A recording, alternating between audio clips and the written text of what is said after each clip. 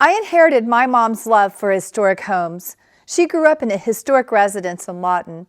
It took decades, but she finally found the perfect historic home for our family. By then, I was already in my 20s, but we all cherished our 1920s colonial house. This is the reason we moved to Guthrie. It was all about the house.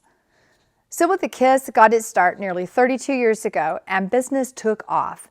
We quickly transformed from mail order for our pattern designs to a small combination design studio, yarn shop, and a little house, ultimately graduating to the grand historic building we occupy today. Guthrie boasts the largest contiguous district on the National Register, and I am so proud to own a small portion of it. While my building is technically classified as non-contributing, we like to think we contribute plenty to Guthrie's historic charm. My building is much younger than my neighbors, dating back to 1922. This was the original location of Murray's Drug Store. When soda fountains became all the rage, the drugstore relocated to the corner of Oklahoma and Division, which is now Boomerang Diner.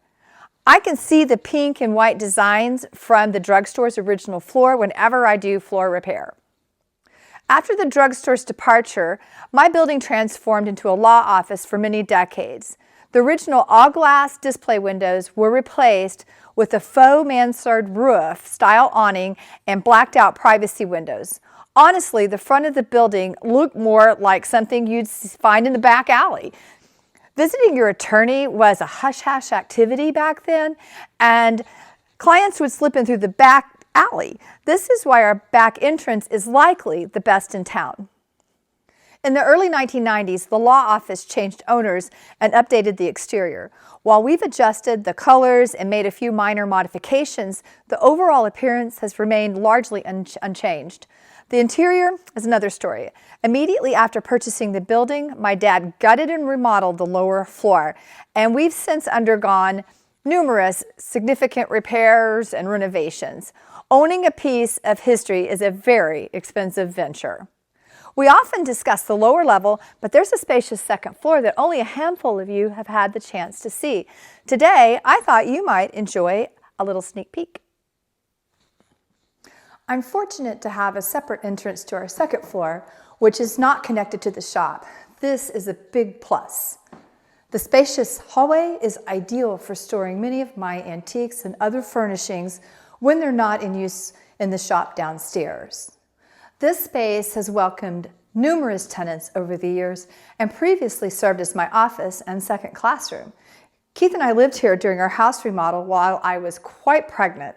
Shortly after Mason arrived, I began renting it out again. Unfortunately, tenants have not treated this place well, and it reached a point where something had to be done.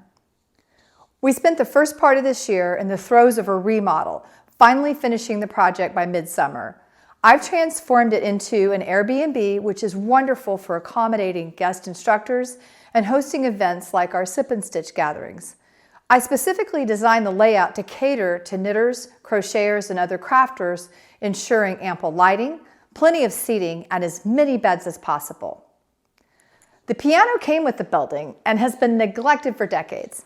After a good cleaning, tuning, and some repairs, the front legs were falling off, it now makes a lovely addition to the apartment. The piano bench was in rough shape, so I decided to make it a cover. Only problem, I couldn't find a pattern. There are 0 bench covers of any kind on Ravelry.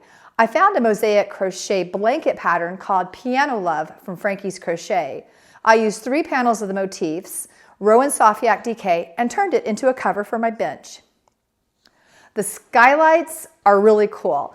Above the ceiling, there is a small attic crawl space, and since our building was constructed long after our neighbors, you can still see the original advertisement signs painted on what used to be the neighboring exterior brick walls. The front door was in need of a wreath and a sign to guide guests to the entrance.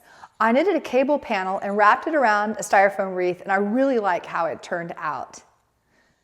Towards the back is our very messy storeroom. My husband has converted the space under the skylight into his winter greenhouse. I cannot show you this area, but a second, smaller apartment in the back is currently occupied, complete with its own entrance at the rear of our building. If you are coming from out of town to see us or in need of a little staycation, our 1922 loft is conveniently located in the heart of our historic downtown, right above our fabulous yarn shop. Do you wish you had a lovely cable wreath?